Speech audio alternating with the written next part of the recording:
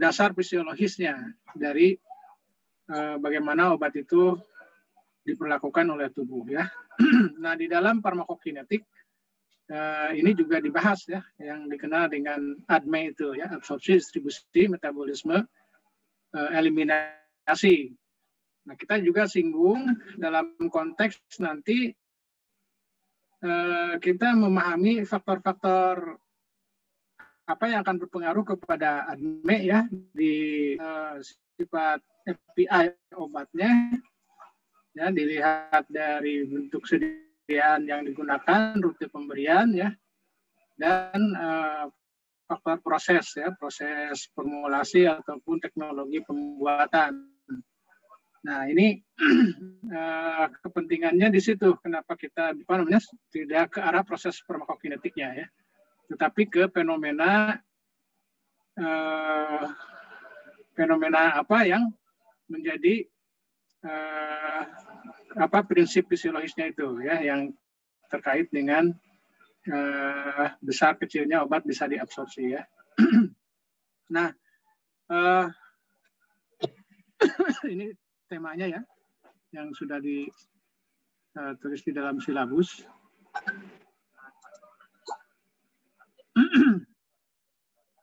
Kita yang kedua ini ya, membran biologis dan transport, mekanisme transport obat. Jadi dasar fisiologisnya nanti sampai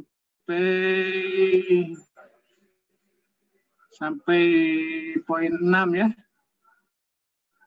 Faktor patologis dan faktor lingkungan. Nah, ini masih bicara dasar-dasar fisiologis ya. Khusus dulu ya, memahami membran biologis dan mekanisme transport obat. Ya, mudah-mudahan saudara sudah baca ya halaman 329 ya di buku yang ini ya.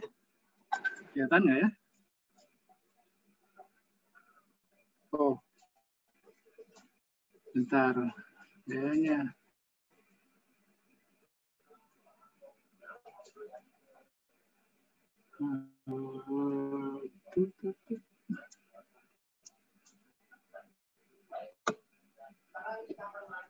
Kelihatan nggak ya buku? Sudah punya bukunya? Sudah dicari? Ini ya. Di perpustakaan ada ya, kalau nggak dapat di toko perpustakaan bisa dipinjam di fotokopi ya. Terus dulu sih pinjamnya bergilir mungkin ya. Fotokopi aja nggak mahal. Memang tebal sih ya tuh.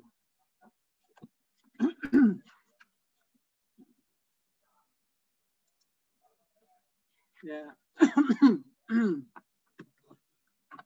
Jadi sebetulnya tidak sulit ya belajar biofarmaseutik, bukunya juga sudah ada, sudah diterjemahkan ke dalam bahasa Indonesia juga, tinggal dibaca ya dan didiskusikan. Nah, diskusikan.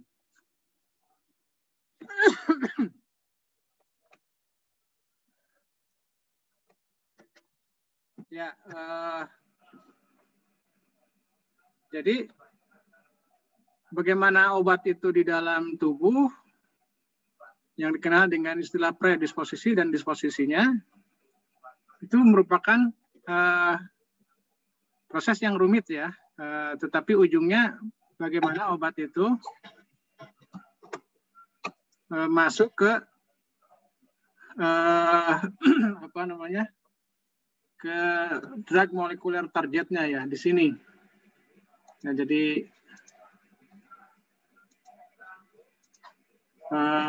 menghasilkan clinical respon ya atau efek, bisa efek positif, bisa efek negatif. Nah, namun untuk bisa sampai ke sini dia harus menjalani suatu perjalanan fisiologis, yaitu absorpsi, distribusi, metabolisme, sekresi ya. Jadi dalam proses distribusi si obat itu akan ketemu dengan reseptornya ya, atau titik targetnya. Titik targetnya kalau sesuai menghasilkan efek terapi, kalau titik targetnya yang lain yang tidak dikehendaki bisa efek samping yang muncul ya. Kemudian yang lain-lainnya juga obat itu akan di metabolisme dan di ekresi. Ini prosesnya, distribusi metabolisme ekresi ini untuk setiap obat berbeda ya, berbeda tergantung kepada jenis sifat struktur daripada API-nya ya, active pharmaceutical ingredient-nya. Tapi semuanya mengalami suatu fenomena yang sama ya, yaitu harus menembus ini sistem sirkulasi ya, semuanya harus masuk ke dalam sistem sirkulasi atau menembus suatu suatu halangan ya, suatu rintangan, suatu sawar ya, suatu sawar yang dikenal dengan membran biologis ya, yang ada di saluran pencernaan intestinal, yang kemudian proses inilah yang disebut dengan absorpsi ya. Nah, jadi karena absorpsi itu proses yang harus dilewati, terutama untuk obat yang diberikan secara oral ya, yang tidak diberikan secara intravena itu akan melalui proses absorpsi. Nah, ini sangat penting untuk dibicarakan ya, bagaimana cara obat itu menembus membran biologis. Jadi kita akan bicarakan membran biologis dari segi struktur ya, kemudian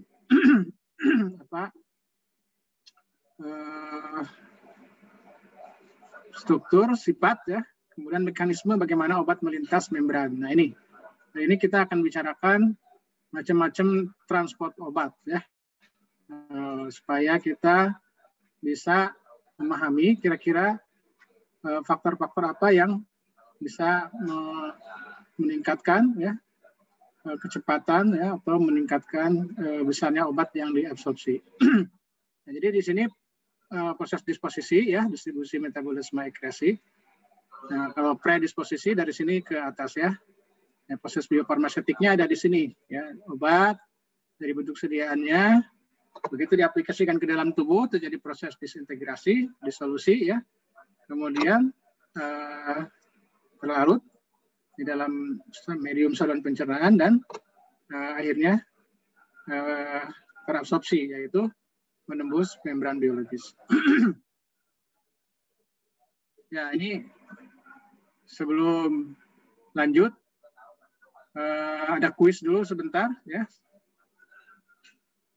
Kira-kira 5-10 menit silakan untuk menyegarkan kembali proses yang barusan dijelaskan ya.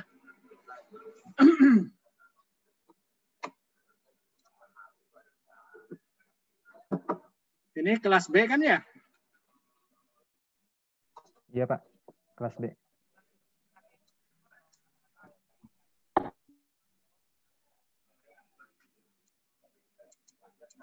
Mana ini kok kameranya banyak yang off, di on kan ya? Baik Pak.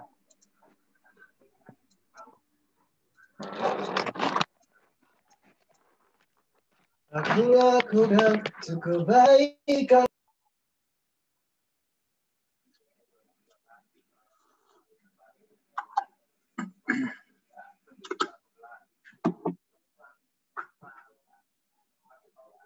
Ya, ini ada kuis untuk yang ini MPM-nya apa sih? Ganjil genap atau ada dua-duanya? Ganjil genap. Campuran Pak, ada yang ganjil, ada yang genap juga. Ah, bagus kalau gitu beda ya. Yang MPM ganjil kerjakan soal yang ganjil, MPM genap kerjakan soal yang genap. Ya, kemudian ini di jawabnya sudah saya inikan, silakan dibuka Google Classroom-nya, kodenya K46PDCQ ya. Di situ ya jawabnya ya, diberikan nama, NPM dan kelas. Terkait sifat fisika kimia, zat aktif dan eksipien ya. Untuk kesediaan dan rute pemberian yang mempengaruhi tahap pelepasan atau disintegrasi atau liberasi dalam fase biofarmaseutik. Jadi faktor-faktornya apa di situ ya, yang mempengaruhi fase liberasi ya, disintegrasi. Yang untuk genap sama pertanyaannya, Ini yang berpengaruh kepada tahap disolusi, ya. Nah, faktor-faktor sifat fisika kimia apa, eksipien apa, bentuk sediaan dan bukti pemberian apa yang berpengaruh kepada tahap disolusi, ya. Silakan dijelaskan.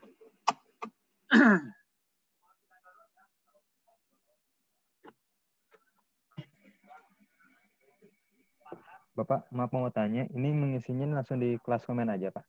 Atau di Word juga? Ya, nah, boleh nanti di Kopas boleh, silakan aja. Yang penting hasilnya itu uploadnya itu ke sini, ke Google Classroom, ya. Baik, Pak.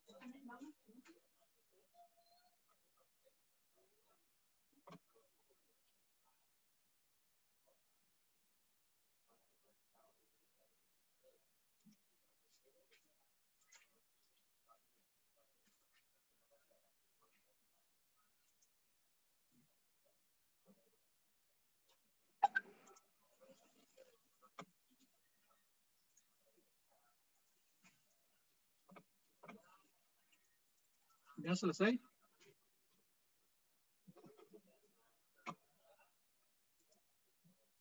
Ini untuk soal kuis kelas A ya. Di sini ada kelas A.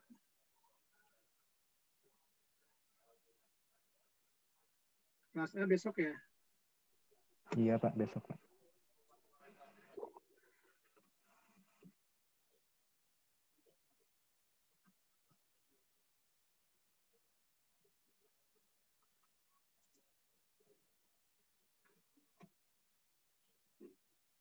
Udah ya. Jangan terlalu banyak, singkat aja. Yang penting intinya apa faktor yang berpengaruh ya.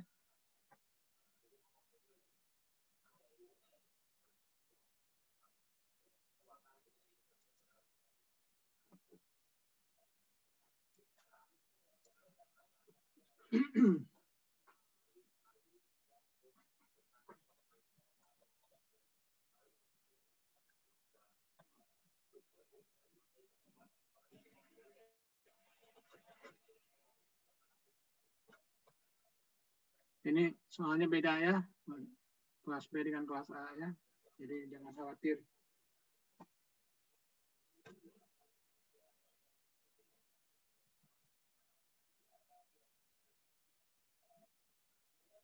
Yang kelas A untuk hari Selasa jam 8 ya, ini kuisnya.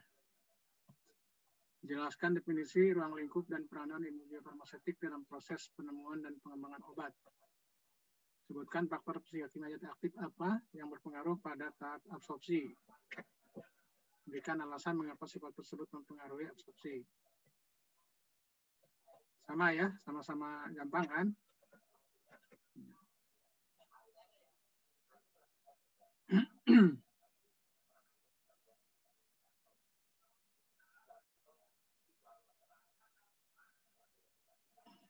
Baik, kita lanjut ya. Kuliah hari ini.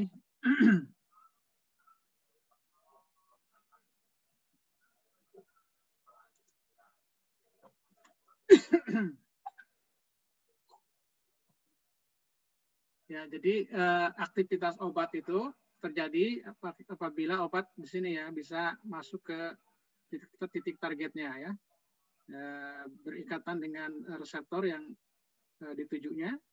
Nah, di sini menghasilkan efek ya yang diinginkan ya. Nah, bisa juga obat itu didistribusikan ke jaringan-jaringan penyimpanan ya untuk sebagai cadangan di jaringan depot. Ya, atau obat itu di biotransformasi ya, di metabolisme menjadi metabolit atau diekresi ya, diekresikan ke berbagai organ eliminasi, organ ekresi. Nah, syaratnya obat itu harus bisa masuk ke dalam sistem sirkulasi di sini ya. Dan bagaimana distribusi, metabolisme dan lain sebagainya itu sudah saya sampaikan tadi, itu berbeda untuk setiap obat. Namun semuanya harus sama, yaitu harus bisa menembus ini membran biologis agar bisa masuk ke dalam sistem sirkulasinya ya, yang dikenal dengan proses absorpsi. Nah, ini peristiwa yang sangat penting ya, menentukan cerita keseluruhan obat itu apakah masuk ke sini atau ke sini, ke depot ataupun ke drug molecular targetnya ya. Dimulainya dari bagaimana obat itu bisa masuk ke membran biologis ya. Membran biologis di sini dianggap sebagai fungsi untuk memproteksi tubuh sebenarnya ya. Sehingga ini sangat selektif. Bagaimana bisa masuk? Ini ada berbagai hal yang harus kita pelajari ya, mulai dari sifat, struktur daripada sistem barirnya ini, membran biologis ini, dan juga bagaimana obat yang berbagai macam itu bisa menembus membran tersebut dengan mekanisme apa ya? Apakah hanya satu jenis atau ada banyak jenis? Maka kita akan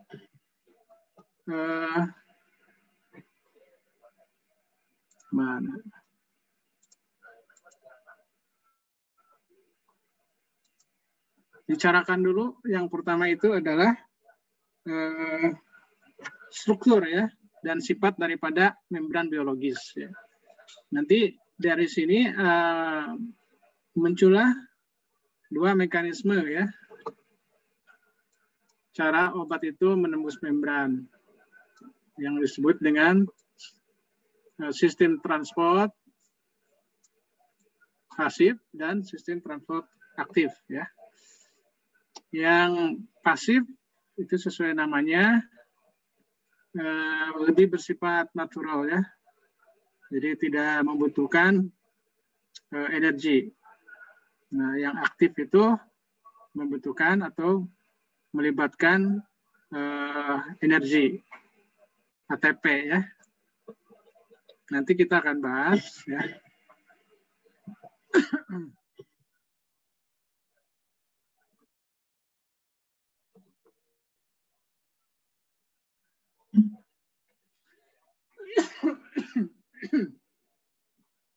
Ya, dari segi strukturnya dulu ya. Struktur dari membran biologis itu ini penggambaran membran biologis memang berkembang ya sesuai dengan alat ya. Alat khususnya di sini mikroskop yang bisa meneropong membran biologis tersebut ya karena sangat kecil ya. Sistem 2 dimensi ya, ada lipid layer gitu aja. Ya, jadi tidak digambarkan strukturnya seperti ini bagus ya, ini baru tahun berapa ya setelah mikroskop elektron ditemukan ya, itu baru kita bisa menggambarkan model globuler seperti ini di tahun 72-an ya. Awalnya digambarkan tahun 1900 itu oleh Pemberton ini sebagai membran lipid esensial. Jadi digambarkan dalam bentuk 2 dimensi saja seperti itu.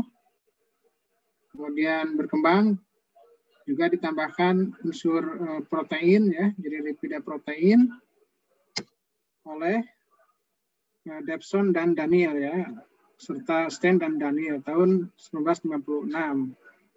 Jadi masih merupakan monomolekuler ya. Intinya ada fosfolipidnya dan juga kolesterol ya. Jadi kutub hidrofobnya itu menghadap ke dalam dan kutub hidrofilnya merupakan protein ya, menghadap ke lapisan air keluar. Nah, berapakah tebal daripada membran itu? Antara 70 sampai 100 Armstrong ya. Antara 70 dan 100 Armstrong. Kemudian pori-pori, ada mengandung pori-pori sekitar 10% ya. Jadi antara 7 sampai 10 Armstrong pori-porinya. Nah, jadi molekul-molekul yang lebih kecil daripada pori-pori membran itu otomatis bisa masuk ya. Jadi satu mekanisme yang jelas di sini dari segi struktur dapat langsung kita identifikasi adalah filtrasi ya. Jadi langsung masuk ke lubang pori ya, yaitu bagi partikel atau zat yang ukurannya di bawah ukuran pori membran, yaitu 7 sampai 10 Armstrong.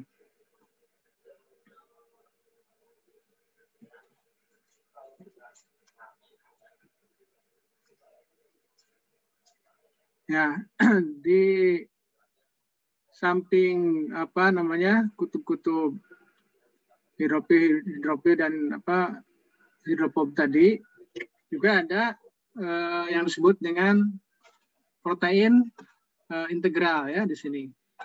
yaitu protein yang bertindak sebagai channel untuk melewatkan zat menembus membrannya ya. Jadi di sini ada channel-channelnya.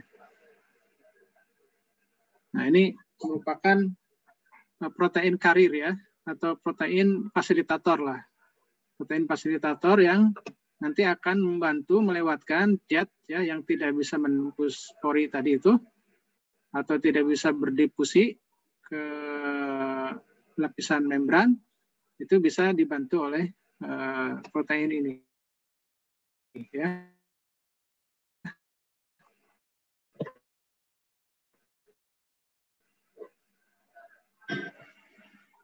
Nah, jadi strukturnya saya ulang lagi, struktur bilipid layer ya, atau bilayer lipid. Jadi dua lapis lipid yang bersifat fluid ya, bersifat fluid. Jadi tidak kering, ya, tetapi dia bisa seperti berair seperti ini, sehingga terjadi fleksibilitas di situ ya. Jadi bersifat nantinya bisa bergerak ya, fluid. Jadi ini bagian kepalanya berupa kepala hidrofilik bersifat polar ini. Jadi yang ion-ion itu ya sampai sini masih bisa ya. Nah, tapi bagian dalamnya, itu yang ini bersifat lipid ya, yang bagian terbesarnya ini yang membentuk lapisan ini. Nah, sehingga zat yang bersifat hidrofilik akan sulit menembus ya, karena bagian dalamnya ini bersifat hidrofobik. Nah, tadi karena bersifat fluid, ini menyebabkan membran ini memiliki sifat permeabel ya. Permeabel, jadi bisa ditembus sebetulnya ya, dengan mekanisme permeasi, perembesan di sini karena bersifat fluid. Jadi bagian ekornya ini bersifat nonpolar ya, bersifat hidrofobik. Jadi membran ini memainkan peranan penting ya di dalam probabilitas struktur yang adanya kepala dan ekor ini yang bersifat fluid. Nah, maka ini akan menentukan peranan membran tersebut sebagai yang bisa mempermeasi bahan atau zat-zat ya.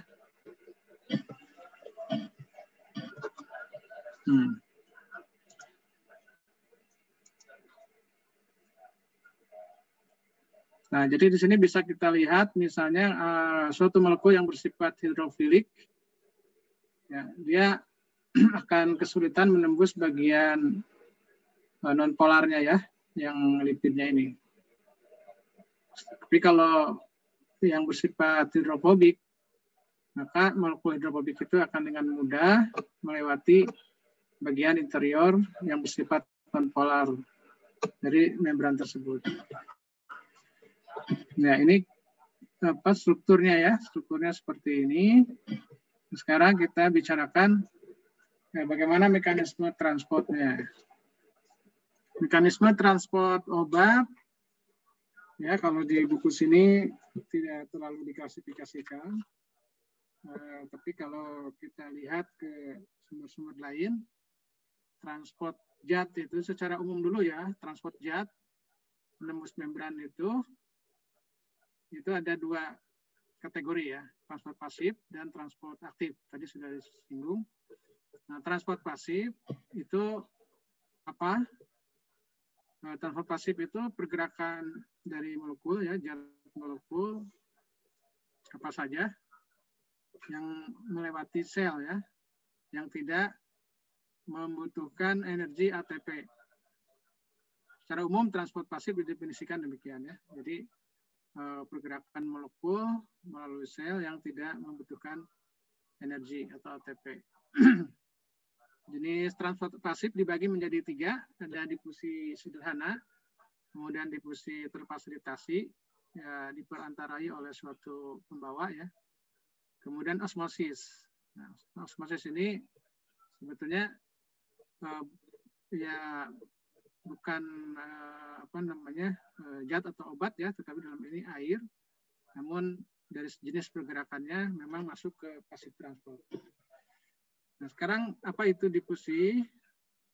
Difusi sederhana ya.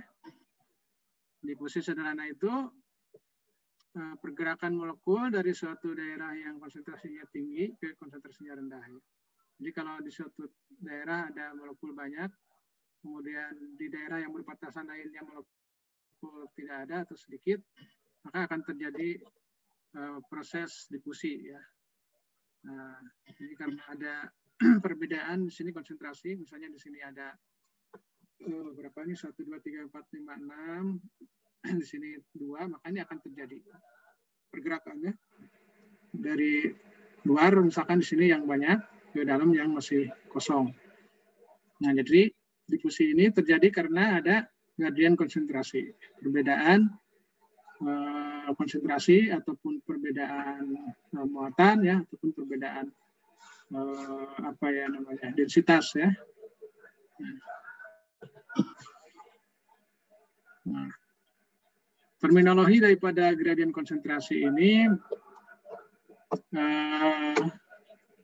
bisa merujuk kepada adanya perbedaan densitas juga ya dari suatu zat kimia ya, bisa kekuatan ion juga nanti ya kalau dalam transport ion, atau perbedaan muatan ya, atau densitas atau konsentrasi.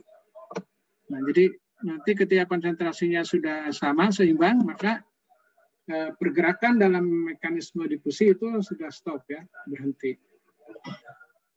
Jadi faktor-faktor yang berpengaruhnya apa saja terhadap kecepatan difusi itu adalah satu, kecuraman daripada gradien konsentrasinya, sejauh mana jurang perbedaan ya antara konsentrasi di wilayah donor dan di wilayah akseptor ya. Temperatur, suhu ini berpengaruh ya. Kemungkinan dengan temperatur ini kaitannya nanti dengan fluiditas ya daripada si membran itu ya. Kalau suhunya agak tinggi, fluiditasnya akan meningkat, maka itu juga akan meningkatkan pergerakan difusinya. Kemudian muatan ya, muatan ionnya ataupun muatan voltasenya ya. Ini juga akan berpengaruh kepada difusi. Sebetulnya ini di farmasi fisik rumus-rumus detailnya sudah disampaikan ya di dalam materi difusi. Ya, kemudian diameter dari molekul yang berdifusi ya. Tadi kalau filtrasi itu bisa masuk ke difusi karena memang bagian ya, bisa dianggap bagian daripada difusi sederhana juga ya. Masuknya obat melalui pori-pori. Jadi di sini diameter molekul difusi itu menentukan. Ya, ini beberapa ilustrasi bahwa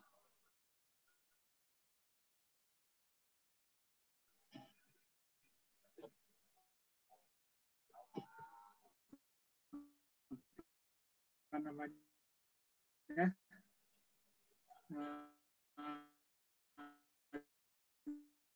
difusi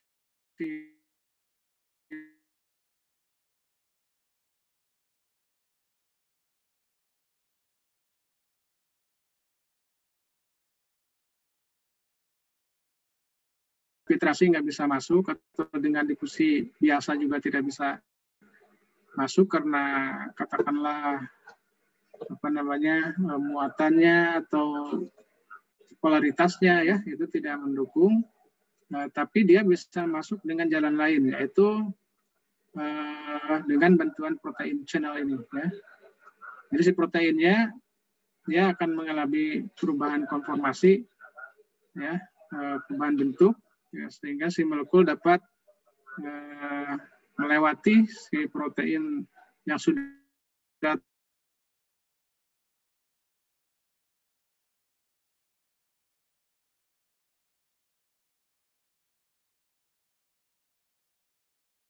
terbuka tadi ini ya. Nah, jadi ilustrasinya seperti itu, dia membuka diri, kemudian menangkap ya, si proteinnya, melakukan perubahan konformasi lagi, sehingga bisa melewatkan si yang, nah ini ilustrasinya tadi.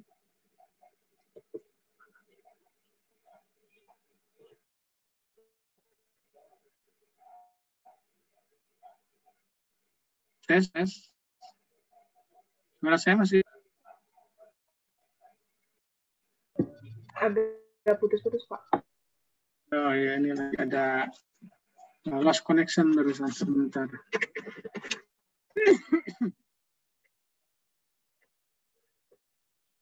Jadi ini difusi terfasilitasi ya, gambarannya seperti ini. Ini nanti saya perlihatkan videonya terakhir ya. Yang ketiga adalah osmosis. Osmosis ini prinsipnya pergerakan dari molekul berkonsentrasi tinggi ke molekul berkonsentrasi rendah ya, daerah yang rendah konsentrasi. Tapi dipindah bukan zat aktifnya atau molekul zatnya, tetapi air ya. Jadi di daerah yang konsentrasi airnya tinggi ke konsentrasi airnya rendah. Nah, istilahnya osmosis. Jadi osmosis itu proses perlintasnya air yang melalui satu membran dengan konsentrasi yang tinggi ke konsentrasi yang rendah.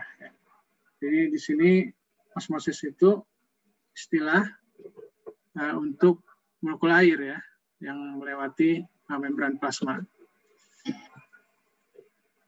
Nah, di sini misalnya ada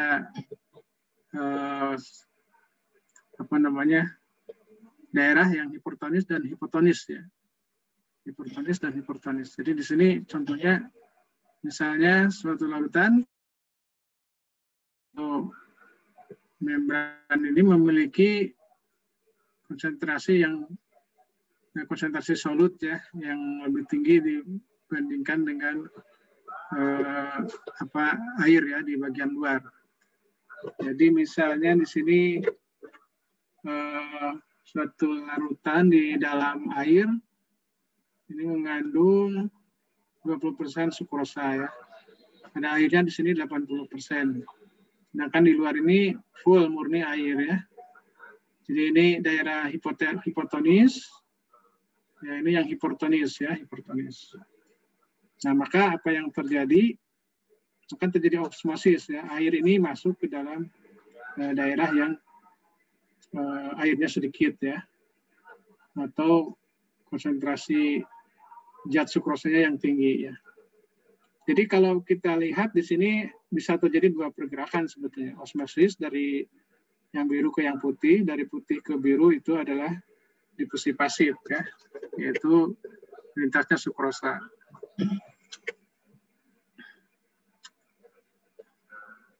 Jadi air melalui proses osmosis akan bergerak ya dari daerah hipotonis ke hipertonis ya. Jadi air ya, airnya dari hipotonis ke hipertonik, kalau zatnya dari hipertonik ke hipotonis. Jadi itu osmosis dan difusi bisa terjadi ya secara paralel. Ini juga osmosis juga sama ya, kalau konsentrasinya sudah setimbang, ya tidak ada lagi pergerakan ya. Seperti ini, jadi di atas 4, di bawah 4, ya berarti selesai.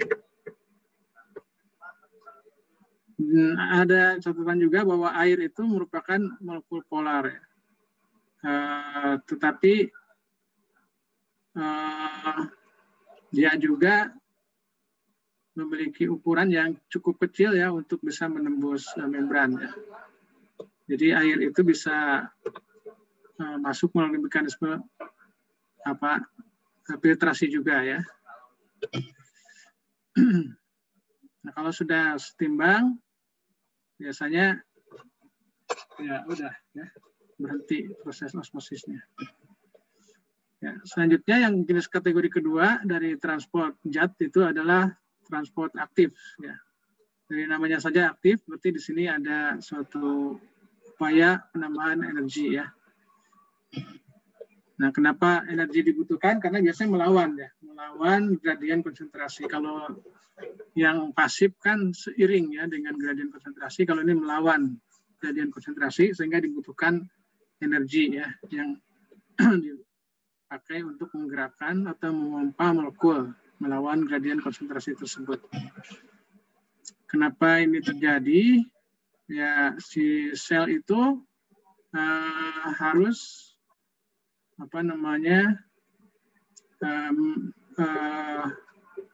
mengeluarkan ya energinya untuk transport materi-materi ini yang melawan gradien konsentrasinya. Untuk apa? Untuk kebutuhan mungkin makanan atau apa ya yang dibutuhkan oleh sel. Jadi si sel itu terpaksa harus barter dengan energi ya supaya dia mendapatkan kebutuhan zatnya itu. Jadi sel-sel hidup itu biasanya membutuhkan untuk mengambil molekul ya. Jadi molekul-molekul yang dia butuhkan untuk kehidupan sel, meskipun sulit, maka dia akan keluarkan energi ya untuk mengambil molekul yang dibutuhkan dari sekitarnya, lingkungan sekitarnya.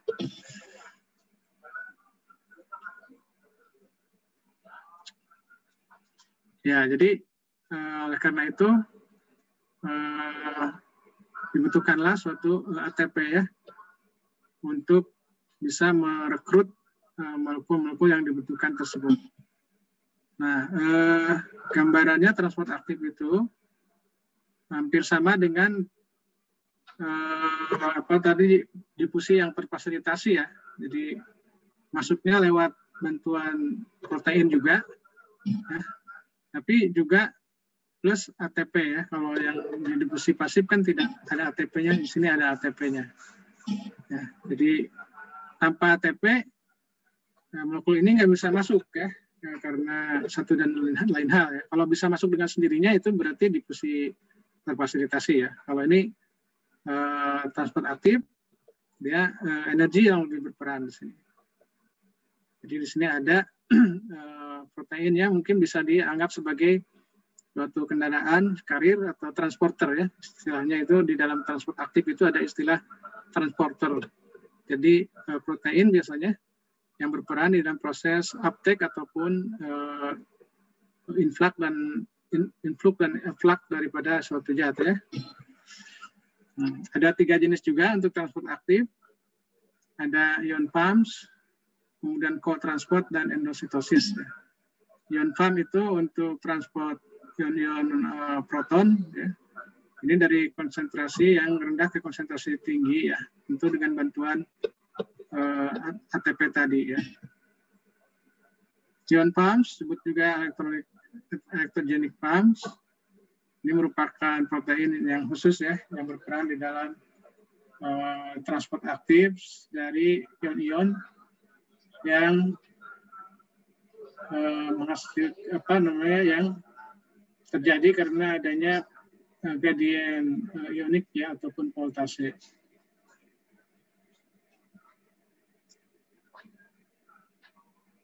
Gradien ini merupakan suatu bentuk energi tersimpan ya yang digunakan untuk membakar proses-proses lain. Jadi gambarannya seperti ini. Nah, dari mana ini? Kalau difusi pasif dari atas ke bawah ya. Kalau aktif dari bawah ke atas. Nah, makanya dibutuhkan suatu energi untuk menarik ini.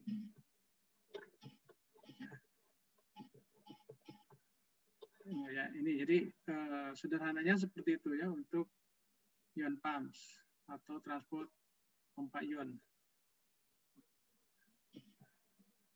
Yang kedua adalah co-transport. Co-transport ini merupakan proses transportasi yang berpasangan ya di antara dua molekul di dalam menembus membran. Ya. Ilustrasinya begini, ya, sebelah kanan ya bagian eksterior daripada sel, sebelah kiri ini adalah bagian dalam ya daripada sel. Maka di sini kalau kita lihat posisinya apa nih yang mau dilewatkan ya? Kalau melewatkan H+ saja itu cukup dengan ion pumps. Nah, tapi kalau ada molekul lain nih yang tidak bisa dilewatkan dengan mekanisme lain, difusi asid juga tidak bisa, ion pump juga tidak bisa. Nah, maka kita bisa pelajari mekanisme yang kedua dari transport aktif, yaitu transport berpasangan ya, co-transport. Bagaimana ini ilustrasinya? Jadi si sukrosa ini ingin melintas ke dalam ya. Nah, caranya supaya bisa masuk, kalau dia masuk itu melalui ion channel ini tidak bisa masuk begitu saja ya. Baik dengan apa namanya ion pumps ataupun difusi pasif. Nah, caranya supaya bisa masuk seperti apa? Nah, ya, yang pertama si hidrogen ini akan dipompa keluar dari sel ya, yang ada di dalam sel dipompa ke luar sel. Tentunya dengan mekanisme ion pump tadi ya, membutuhkan energi. Nah ini dia kemudian masuk. Setelah masuk, maka dia akan mengubah kesetimbangan di luar ya dan menstimulasi masuknya sukrosa melalui ion channel ya. Jadi si hidrogen ini dapat menurunkan tingkat gradien konsentrasi ya. Sehingga nanti si hidrogen ini seolah-olah membuka pintu bagi sukrosa untuk masuk ke sel. Nah, gitu ya. Jadi setelah si hidrogennya masuk, dia akan membuka sel dengan membuka pintu ion channel ini dalam melewatkan sukrosa. Ya, jadi seperti itu ya. Yang ketiga adalah endositosis. Endositosis, Anda sudah kenal itu ada 3 macam juga. Ada fagositosis atau cell eating ya, kemudian myositosis, cell drinking, dan endositosis yang dimediasi oleh reseptor. Nah, sekarang fagositosis. Fagositosis ini mekanisme memakan ya, atau memakan molekul-molekul besar ya, yang berfungsi sebagai makanan. Caranya yaitu dengan si membran itu membentuk pseudopods atau pengembangan membran sel, berkembang itu membran selnya, kemudian menangkap si molekul makanan yang ada di sekitarnya dengan melakukan fusi bersama-sama membentuk suatu vesikel ya, untuk kemudian si makanan itu bisa masuk ke dalam sel. Jadi misalnya di sini ada molekul yang biru yang besar, dia tidak bisa masuk lewat mekanisme yang lain yang tadi sudah dibahas. Nah, maka di sini khususnya molekul yang ini ya, yang makanan ini, si membran selnya akan melakukan pembentukan pseudopod tadi yang ini. Nah, ya, sehingga dia bisa menangkap molekul makanan dan membentuk vesikel dan akhirnya bisa masuk ke dalam sel. Kemudian yang kedua pinositosis, ini sama dengan fagositosis, cuma molekulnya adalah berupa molekul cairan ya. Kalau tadi padatan, nah ini cairan. Jadi kesannya minum ya, seperti minum. Kalau tadi makan, ini minum. Nah, jadi ada suatu cairan yang dibutuhkan oleh sel, kemudian si sel menangkapnya dengan mekanisme pinositosis, dia langsung membentuk pseudopod ke dalam, kemudian jadi vesikel dan masuk ya ke dalam sel. Yang terakhir endositosis dengan dimediasi oleh reseptor ya. Jadi di sini membrannya membentuk suatu pit berlapis ya, lapisan berupa pit, nanti gambarnya seperti ini ya. Nah ini coated pit ya. Di dalamnya itu ya seperti pseudopod lah ya, membentuk pseudopod gitu.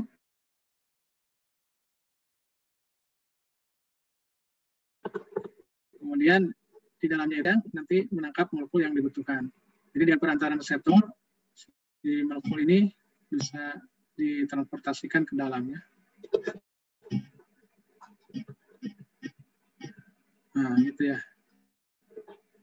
Ya, kira itu secara umum ya mekanisme transport obat ya atau zat secara umum. Nah, nanti kita akan diskusikan ya hal-hal yang terkait dengan mekanisme tadi ya, mekanisme tadi. Jadi buku ini biofarmasi edisi kedua yang farmaseutika 2 ini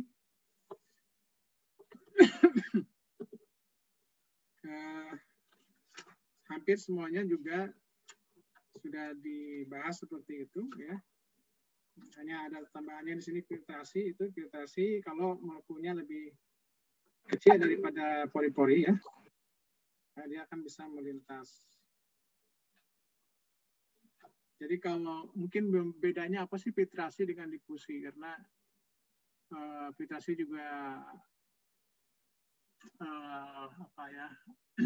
mirip-mirip dengan difusi, cuma bedanya itu kalau filtrasi itu melalui pori-porinya ya, pori-porinya. Kalau difusi itu sebenarnya merembes melalui membrannya, jadi melalui struktur lapisan hidrofil, hidrofob daripada si membran itu.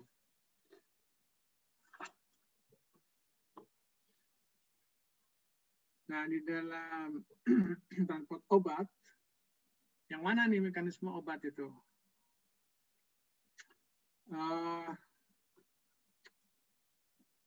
Secara umum ya, atau sebagian besar daripada obat-obatan itu masuk melalui difusi pasif ya, yaitu pergerakan yang paling natural dan paling murah ya, mungkin hampir 80-90%.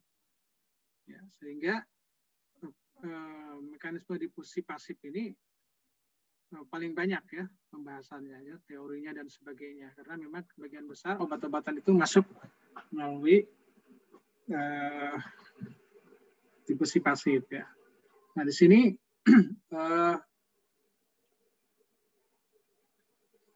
konsep utama difusi pasif itu ya, kalau Anda sudah belajar farmasi fisik ya, itu adalah didasarkan kepada hukum Fick's ya, hukum Fick's. Jadi flux itu akan sebanding dengan massa yang melintas ya, tergantung kepada tetapannya ya, tetapan permeabilitasnya. Jadi kalau misalnya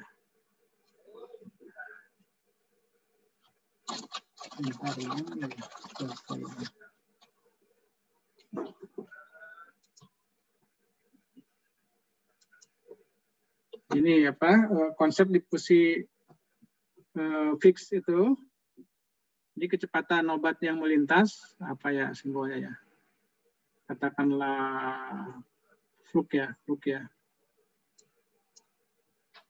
flux itu sama dengan tetapan permeabilitas ya dikalikan dengan konsentrasi di sisi donornya dikurangi konsentrasi di sisi akseptornya gitu ya. Nah ini hukum Fick's ya. Tapi kemudian ini bisa diuraikan lagi ya, terdiri dari koefisien difusi ya, kemudian luas permukaan daripada kontak membran dengan molekul. Kemudian ada tetapan lagi di sini karena masih ada yang tidak diketahui, ya, dibagi dengan delta X. Ini adalah tebal daripada membrannya, atau H juga ya kadang-kadang, ya, dikalikan dengan konsentrasi donor dan atau eksterior dan interior lah gitu ya, bisa juga luar dan dalam, eksterior dan interior. Nah gitu ya. Jadi di sini tetapan probabilitas itu sudah diuraikan menjadi tetapan difusi, ya, koefisien atau koefisien difusi dan koefisien partisi ini ya, K, koefisien partisi K. Jadi di sini jelas difusi itu dipengaruhi oleh tetapan koefisien partisi ya, koefisien partisi. Koefisien partisi ini nanti bisa didekati dengan log P atau log D ya, log P atau log D. Jadi koefisien distribusi. Kalau secara in vitro percobaannya Anda sudah di kimia fisik ya, menentukan koefisien distribusi atau koefisien partisi air, obat atau zat tertentu terhadap air dan oktanol ya. Nah, itu biasanya standarnya oktanol. Konsentrasi ini apa namanya? Perbedaan konsentrasi ini dipengaruhi oleh konsentrasi zatnya itu sendiri secara jenuh. Jadi ini kelarutan ya, ini kelarutan. Nah, karena kelarutan itu salah satunya dipengaruhi oleh tetapan kecepatan ionisasi ya, konstansa ionisasi di sini. Jadi dalam proses difusi itu kelarutan berpengaruh ya, kemudian koefisien partisi juga berpengaruh ya di dalam proses keseluruhan melintasnya obat ke dalam membran. Jadi ini bisa melintas kalau larut ya, jadi larut dulu kemudian melintas, tetapi melintasnya itu nanti tergantung kepada tetapan-tetapan ini ya, tebalnya, luas permukaan kontak, berarti ini ukuran partikel juga ya, di sini bisa ya.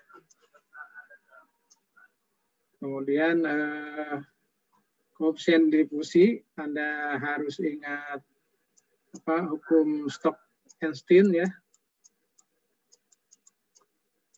Nanti dicek lagi di ininya, di pengasih fisiknya ya, supaya tahu faktor-faktor apa yang berpengaruh kepada proses difusi membran.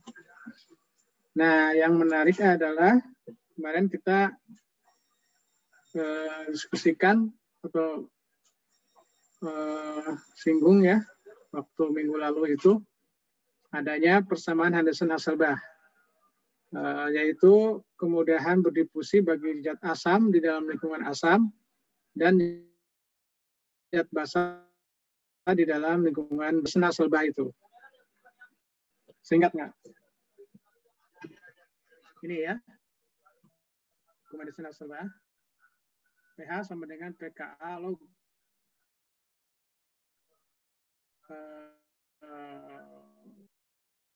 bagian spesies dan bagian molekul asamnya ya, di bagian yang terionisasi di atas dan bagi bagian yang tak terionisasi atau bentuk molekulnya ya.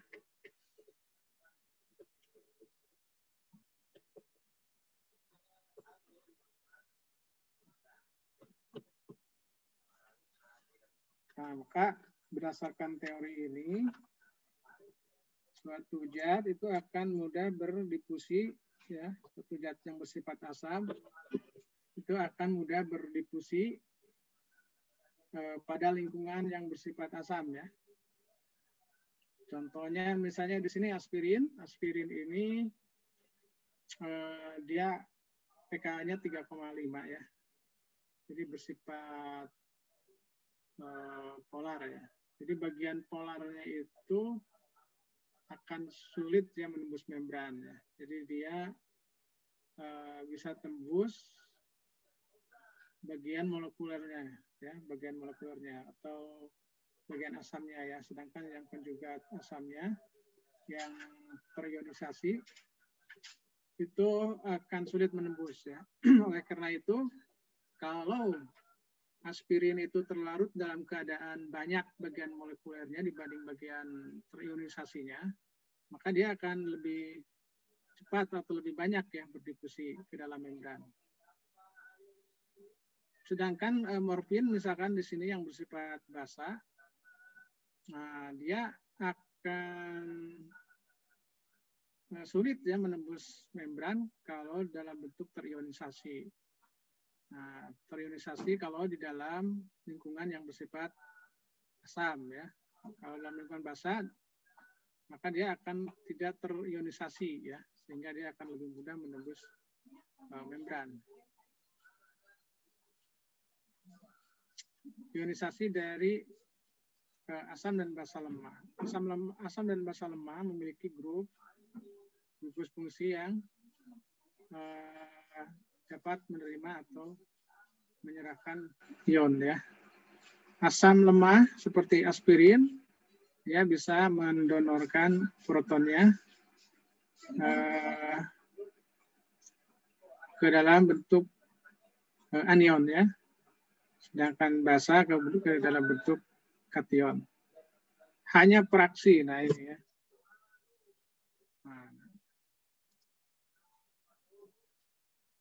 Hanya fraksi dari obat yang tidak terionkan ya, nah, yang masih utuh, yang dapat berdifusi melewati membran ya.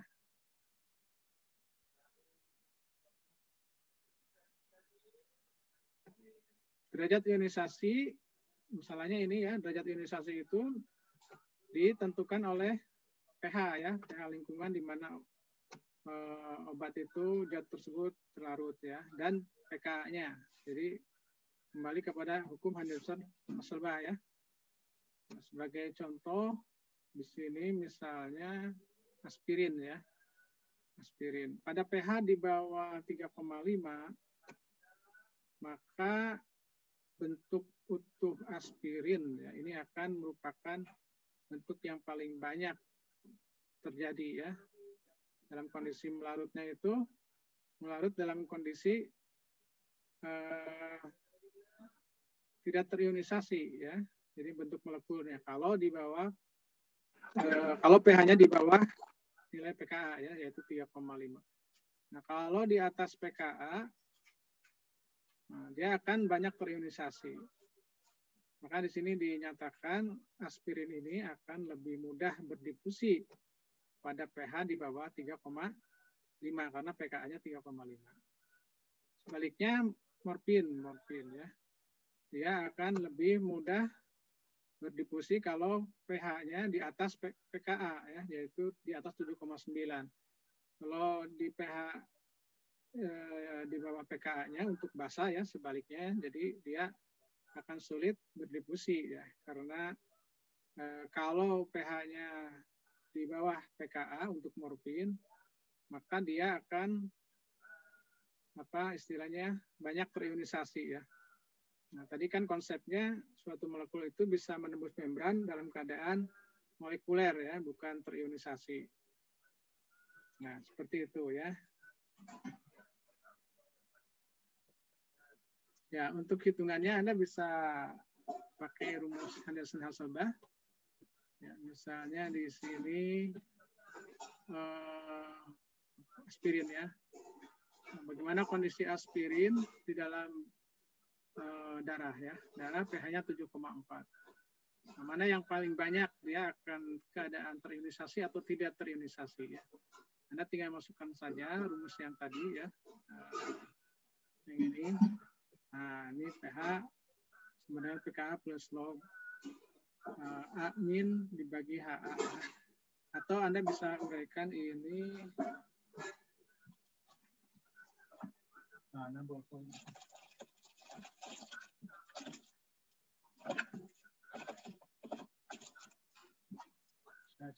Min dulu. Oh, ini. Kayak gampang ya.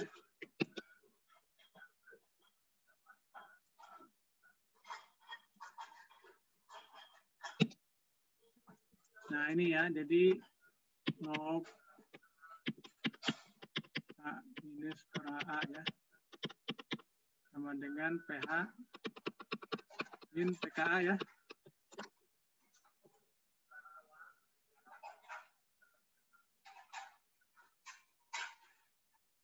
Nah maka A min per HA sama dengan 10 pangkat PH min PKA ya. Nah gitu.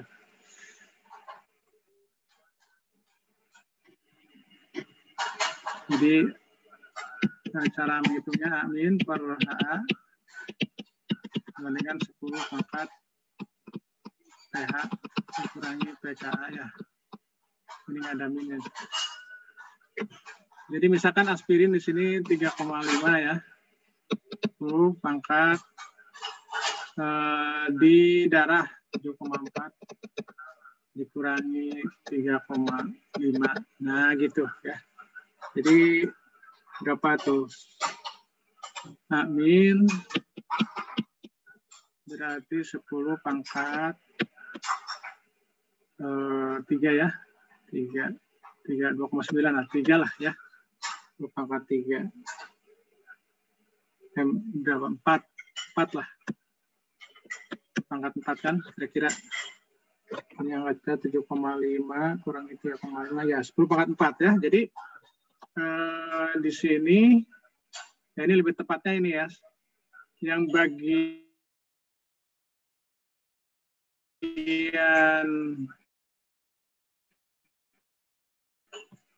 Yang bagian terionisasinya lebih banyak daripada yang terionisasi ya. 3,9 log H.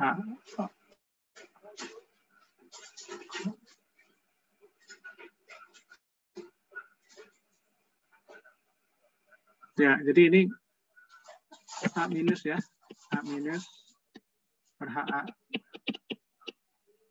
Jadi A minus yang terionkannya ini lebih banyak daripada tak terionkan. Jadi di dalam darah itu aspirin akan berada dalam bentuk terionisasi lebih banyak ya. Terionisasi lebih banyak. Maka itu sebetulnya akan menyebabkan kesulitan untuk menembus membran ya. Menembus membran. Atau penembusannya itu berjalan lambat ya. Bandingkan kalau di dalam urin, nah ini udah yang tingkat kebasahannya lebih rendah ya. Maka di sini bagian yang terionisasinya tetap masih yang paling banyak, artinya masih dalam keadaan larut ya, tetapi tidak sebesar yang ada di dalam darah ya.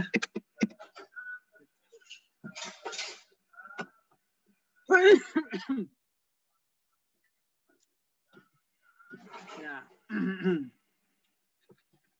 Sekarang pertanyaannya ya. Pertanyaannya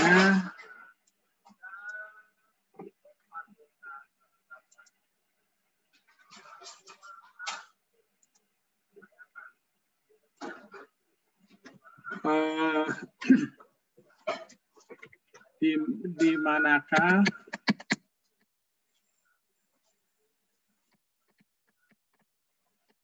nggak jelas ya. Saya ketik aja.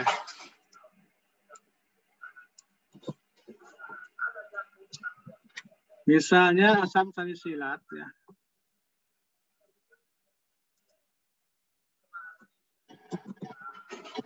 Asam salisilat. PKA-nya 3 lah katakanlah ya. Di lingkungan apa? Salisilat.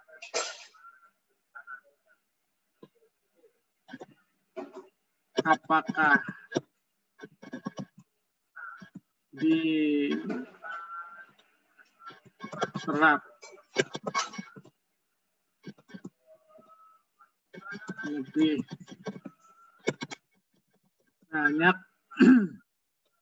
lebih banyak di lambung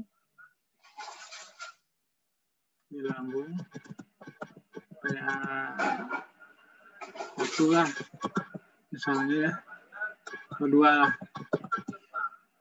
atau di usus pH 6 lah misalnya. Nah itu ya pertanyaannya ini. Asam salisilat pKa-nya 3, apakah dia akan diserap lebih banyak di lambung atau di usus? Silahkan diskusikan.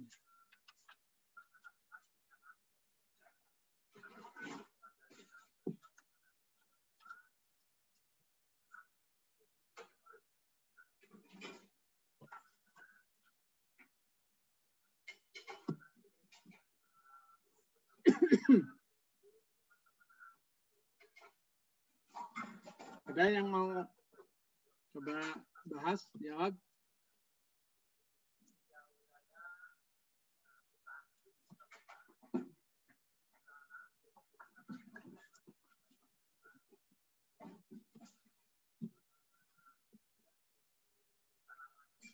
Halo Pak, suara saya kedengeran nggak Pak? Ya, ini siapa? Kevin Pak, Kevin Aprilio. Ya, gimana?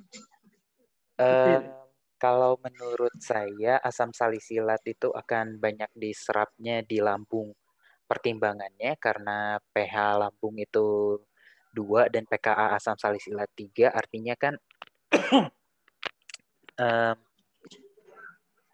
kan asam salisilat yang ada di dalam lambung itu ada dalam keadaan tidak terionisasi. Dan setahu saya untuk obat-obatan agar bisa masuk ke pembuluh darah di saluran pencernaan itu harus ada dalam bentuk tidak terionisasi dulu. Jadi makanya saya milih ini Pak. Saya memilih lambung sebagai tempat penyerapan asam salisilat. Ya, makasih Kevin. Jawabannya? Iya, sama-sama Pak. Masuk akal ya, sesuai dengan apa tadi persamaan Henderson-Hasselbalch yang dia itu akan lebih banyak terlalu dalam keadaan tak terionisasi ya di dalam lambung. Sehingga Kevin menyimpulkan asam salisilat akan lebih banyak diserap di lambung daripada di usus. Ya, terima kasih untuk Kevin ya. Yang lainnya ada jawaban yang mungkin kalau sama sih nggak usah ya. Yang berbeda lah dengan Kevin. Dari saya Pak. Oh iya, siapa ya? Faisal Ibrahim. Suaranya berdengung Faisal. Lagi di mana ini? Mohon maaf Pak, saya 2 device. Jadi Oh iya. Kebanyakan HP ya. Ya, silakan.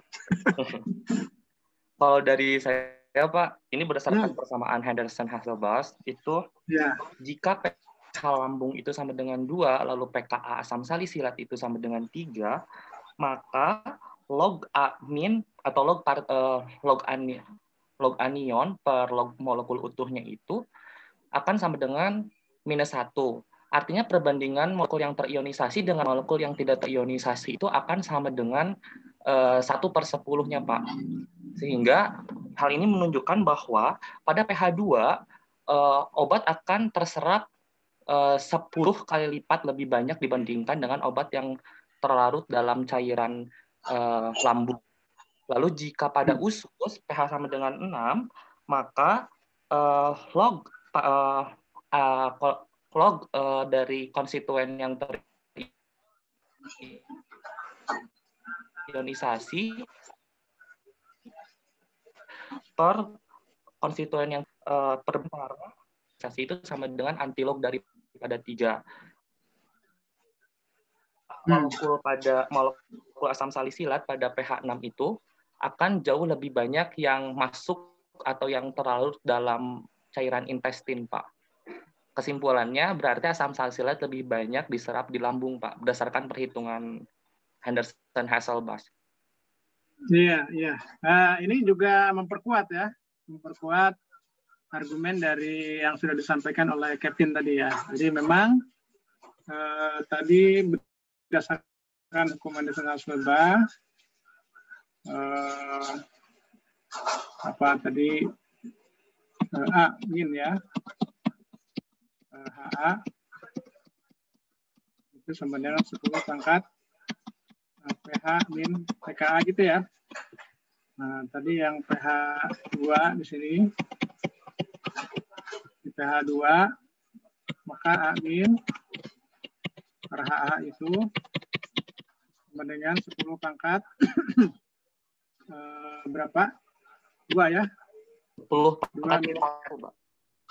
Dan? Itu pH min pKa-nya berarti harusnya -1, Pak. 10 pangkat 10 pangkat 2 dikurangin 3.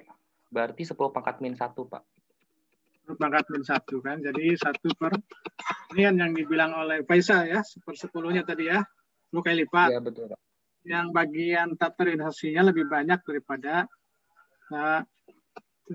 jadi 1/10 ya. Jadi memang HA di sini berarti kan bagian bentuk apa namanya, bagian yang taterionisasinya atau bentuk molekuler daripada asam salisilat itu 10 kali lebih banyak ya daripada yang terionisasinya.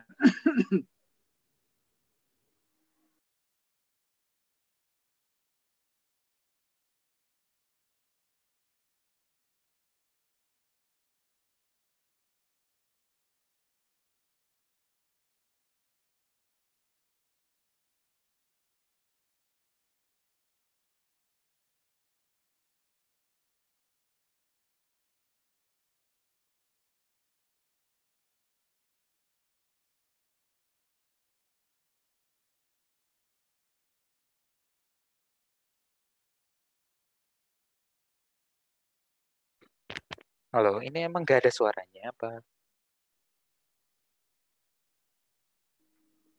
Sepertinya terputus. Oh iya, bapaknya live ya. Oke. Kirain dari gue.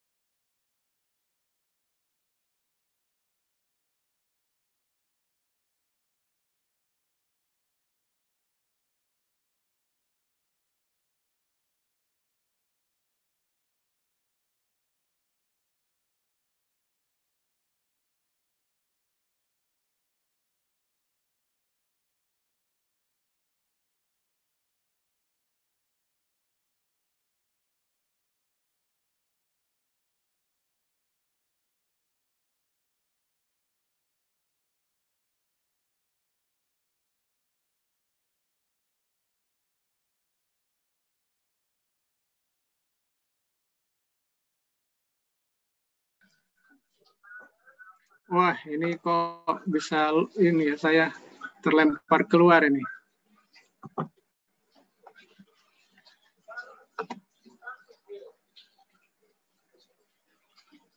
Ya, lanjut ya. Tadi bagaimana ya? Ini ya, udah kelihatan?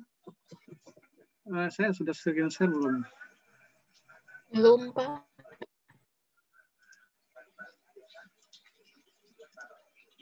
Tadi lost. Ya, jadi di pH 6 bagian yang terionisasi itu lebih banyak daripada yang tak terionisasi. Sehingga sesuai dengan konsep Van-der-Nel-Solba, di sini obat akan kurang ya difusinya dibanding di pH 2. Pertanyaannya adalah apakah diserap lebih banyak di lambung atau di usus? Jadi jawabannya Faisal juga sepakat dengan Kevin, yaitu lebih banyak diserap di lambung ya. Untuk asam salisilat. Ada yang lain yang punya jawaban yang lain, argumen yang lain?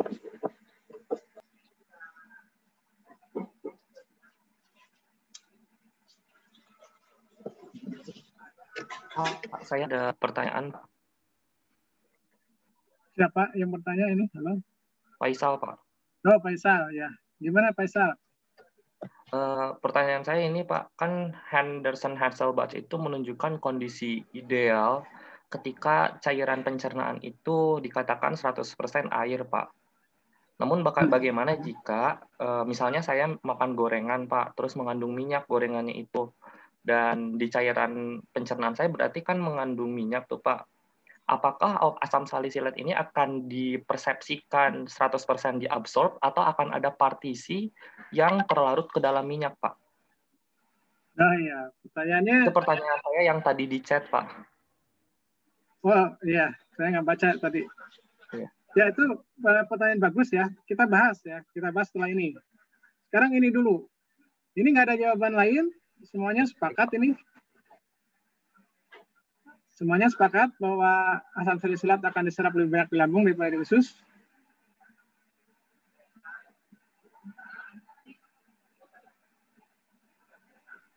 Sepakat, Pak.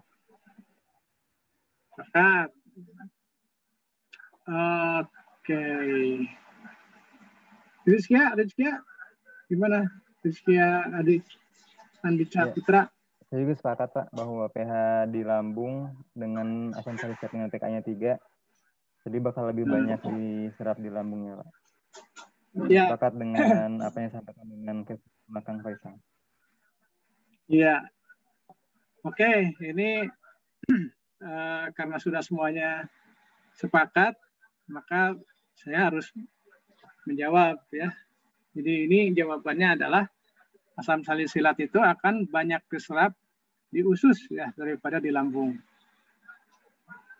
Jadi jawaban Kevin maupun Faisal dan teman-teman itu tidak sesuai dengan fakta percobaan ya. Jadi fakta eksperimental asam salisilat maupun obat-obat yang bersifat asam dan juga obat-obat yang bersifat basa lemah akan banyak diserap di usus daripada di lambung. Loh, kok gitu jawabannya? Yaitu percobaannya seperti itu ya, eksperimentalnya seperti itu. Kemarin saya memperlihatkan textbook drug design ya, yang jilid 4 ya, supaya Anda juga baca kan. Di situ ada jawabannya ya. Ada jawabannya, ada datanya. Perbandingan antara serapan asam salisilat yang bersifat asam maupun yang bersifat basa, di situ sumber obatnya banyak juga. Pada lambung dan usus ya. Itu faktanya menunjukkan di usus lebih banyak diserap daripada di lambung. Senyawa apapun ya, baik yang bersifat asam lemah maupun basa lemah. Oh, jadi bagaimana nih Henderson-Hasselbalch tidak berlaku atau bagaimana? Nah, jadi persamaan Henderson-Hasselbalch itu betul ya, persamaannya betul seperti itu. Makanya saya di sini pH 2, pH 6. Nah, Dari sisi sifat psikokimia, memang kesannya di lambung itu akan lebih banyak diserap ya daripada di usus. Dari aspek sifat psikokimia ya, berdasarkan persamaan Anderson-Hasselbalch. Tapi kalau berdasarkan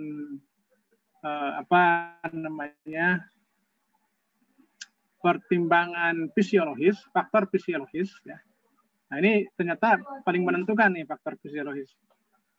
Obat itu apapun akan lebih banyak diserap di usus dibanding di lambung. Kenapa? Karena usus itu tempat penyerapannya ribuan kali lipat ya dibandingkan lambung. Ibarat membandingkan luas permukaan meja dengan luas permukaan ruangan di mana meja itu ada ya. Jadi ibarat membandingkan meja di kelas dengan ruangan kelas gitu. Sehingga meskipun bagian yang tidak terionisasinya itu lebih sedikit ya di usus dibandingkan di lambung, meskipun bagian yang tak terionisasi di usus itu lebih sedikit daripada di lambung, tapi karena luas permukaan tempat penyerapannya ribuan kali lipat dibanding lambung, ya usus itu, maka hasil akhirnya tetap di usus lebih banyak ya dan lebih cepat terserap. Gitu. Dan itu sudah dibuktikan melalui percobaan. Nah, jadi bagaimana memahami persamaan Henderson-Hasselbalch? Ini ada term and condition-nya, yaitu di lingkungan yang sama ya. Jadi misalnya begini, di lambung ya, lambung itu pH-nya 1 sampai 3. Nah, ketika di lambung itu pH-nya 1 dan ketika pH-nya 3, maka di sini akan terjadi perbedaan banyaknya yang terdifusi. Ya, jadi ketika di lambung itu pH-nya sedang 1 misalnya, maka itu akan lebih banyak diserap ya di lambung tersebut daripada pada keadaan pH 3 di lambung tersebut ya. Jadi harus sama ininya, lingkungannya itu term and condition-nya itu harus di tempat yang sama lah perbandingannya. Jadi misalkan di sini di usus itu dia akan lebih banyak diserap ketika pH-nya lebih rendah ya dibanding ketika pH-nya misalkan lebih tinggi di usus tersebut. Gitu. Bisa dipahami nggak? Ya. Jadi ketika terjadi perubahan pH menjadi lebih basah, maka itu akan lebih sedikit diserapnya di tempat tersebut. Ya. Nah, di lambung misalkan dari 1 ke 3 berubah, nah, maka itu akan terjadi perlambatan difusi. Tapi kalau membandingkan lambung dan usus, tetap menangan usus ya. Nah, silakan nanti dibaca ya textbooknya yang saya berikan di waktu kuliah pertama itu ya, Diag Design volume 4 ya, Leslie Bennett ya. Leslie Bennett kan sudah tahu kan Leslie Bennett ya. Beliau yang menjelaskan ya. Jadi jangan terjebak hanya dengan persamaan Henderson-Hasselbalch, atau kita harus bisa secara proporsional menerapkan hukum Henderson-Hasselbalch itu di mana ya. Jadi itu adalah pertanyaan jebakan dan semuanya sudah terjebak. Oleh karena itu silahkan bertobat ya. Nanti baca buku textbooknya. Nah, masuk ke pertanyaan kedua ya. Tadi dari Faisal itu juga bagus. Nah, itu berarti kajiannya adalah faktor-faktor yang berpengaruh kepada kelarutan ya, kelarutan suatu zat aktif di dalam suatu medium. Dalam hal ini minyak itu suatu pelarut juga ya, tapi tidak semua zat aktif itu larut dalam minyak. Nah, kita harus tahu asam salisilat tadi zatnya ya. Zat apapun gitu, itu karakteristiknya berbeda. Apakah dengan ditambah minyak dari gorengan itu akan mempengaruhi kelarutan atau tidak ya? Pertama, sesuatu apapun itu apakah berpengaruh kepada pH atau tidak ya? Mengubah pH atau tidak? Kalau mengubah pH akan otomatis mengubah kelarutan ya, karena kelarutan itu dipengaruhi oleh pH. Ya, kelarutan berubah, otomatis nanti absorpsi juga berubah ya. Nah, atau misalnya kalau pH tidak berubah, apakah itu akan menyebabkan pengendapan ya terhadap si zat aktif tersebut ya dengan adanya minyak. Gitu. Jadi ini harus diperjelas kasus per kasus ya, zat aktifnya apa, karena setiap zat itu perilaku kelarutannya berbeda-beda ya. Ada karena dipengaruhi oleh apa namanya tadi minyaknya itu sendiri ya, sehingga menjadi tidak larut, atau dipengaruhi oleh pH sehingga dengan perubahan pH itu kelarutan terganggu. Jadi itu jawabannya masih umum, Saudara Faisal ya. Nah, nanti silakan dipelajari per kasus obatnya, karena apapun juga perlu data penelitian. Ya.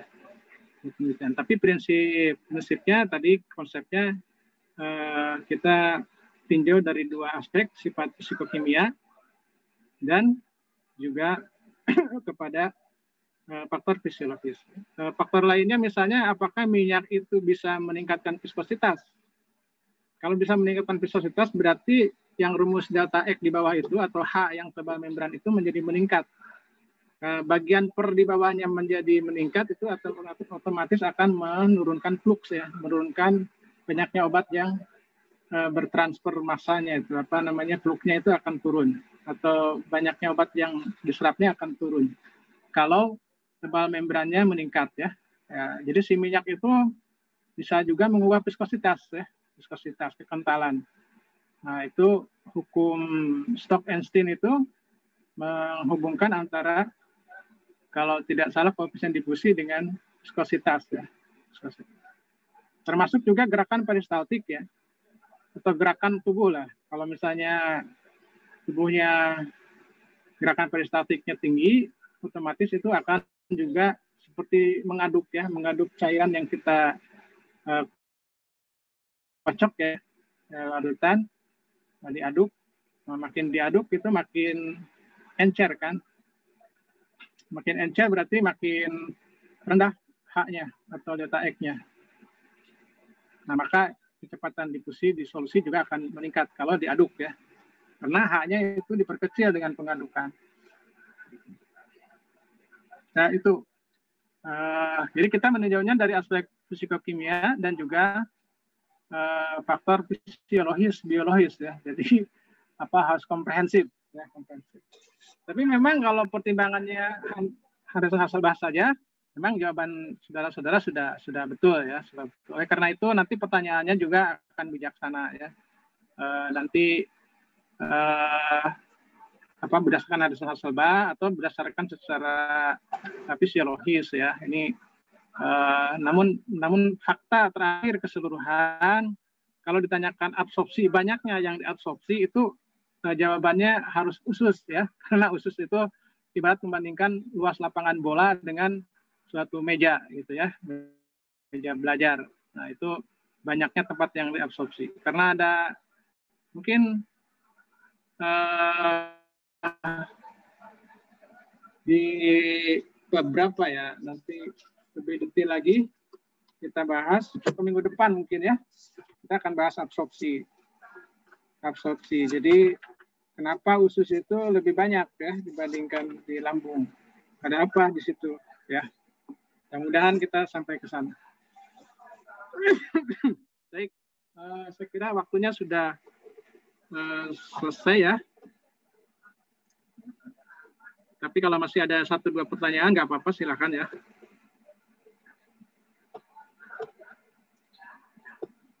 Baik ya. Kalau tidak ada, ini ada tugas ya sekaligus untuk minggu depan juga ya. Tugas membaca tentang absorpsi obat ya di halaman apa di sini. Mulai halaman 39 sampai 44 sedikit aja ya. 39 sampai 44 itu dibaca. Kemudian tugasnya Anda mengidentifikasi jenis transport obat apa bagi obat-obat yang nanti akan saya sampaikan kemudian ya. Ini nanti kelompoknya dibagi menjadi berapa orang ya totalnya? Ya, totalnya berapa orang ya? 70 kalau di kelas ada 79, Pak. Nanti saya coba pastikan Oh, lagi, Pak. sekitar 80, kalau 10. 80. Ya, ya. Kalau 10 kelompok masing-masing 8 orangan itu ya. Ada yang 7. Ya, 10 kelompok. dibagi aja 10 kelompok ya. Masing-masing kelompok nanti membahas absorpsi obat yang berbeda ya. Ya, nanti 10 obat itu apa saja? Nanti saya sampaikan kemudian ya. Dari teori yang barusan dijelaskan, mekanisme transport aktif pasif, jenis-jenisnya kan ada. Ya, misalnya tadi apa namanya? Vitamin yang larut lemak gitu ya, ADEK gitu. Itu dia transportnya melalui apa gitu. Itu kan bisa ditinjau dari berbagai teori ya. Kemudian disimpulkan, oh ini misalnya masuk vitamin A itu karena larut minyak, oh dia dengan mekanisme pinositosis misalnya gitu ya. Karena dia dianggap karena terlarut dalam minyak, kemudian minyak dianggap sebagai minuman sel, oleh sel kemudian ditangkap dengan cara pinositosis. Nah, seperti itu ya. Nah. Pak, izin. Ya, ada pertanyaan lagi? Izin bertanya, Pak. Oh iya, iya. Itu tuh berarti ya kita lebih menjelaskan mekanisme dari mekanisme absorpsinya ya, dihubungkan dengan proses absorpsinya itu. Ya. Penembusan melalui membran itu kan absorpsi ya. Ya. Ya, jadi mekanisme transport yang saya jelaskan itu sebagai dasar untuk memahami absorpsi obat ya, absorpsi obat. Baik, nah, Pak. Ya silakan. Kalau untuk bukunya Pak, tadi kan PR-nya baca halaman 33 sampai dengan 39. Ini ya. Tuh yang 33-39-nya versi Indo atau yang Inggris, Pak? Yang ini, yang bahasa Indonesianya. Oh, yang bahasa Indonesianya. Kamu dapat yang bahasa Inggrisnya gitu? Oh, nggak kelihatan Pak bukunya. Ini terhalang wallpaper Pak. Oh. Ini yang aslinya itu kan dalam bahasa Inggris atau enggak gitu ya? Yang ini. Oh. Ya bagus. Baik, saya sih nyari nggak ketemu ya yang bahasa Inggrisnya ya. Jadi akhirnya bahasa saya nggak bisa baca juga. Jadi saya pakai yang bahasa Indonesia aja ini. Oh, baik Pak. Baik. Terima kasih Pak. Nanti boleh dari mana aja sebenarnya kan? Sebenarnya bisa dari mana? Pertanyaan lagi kita tutup sampai di sini ya.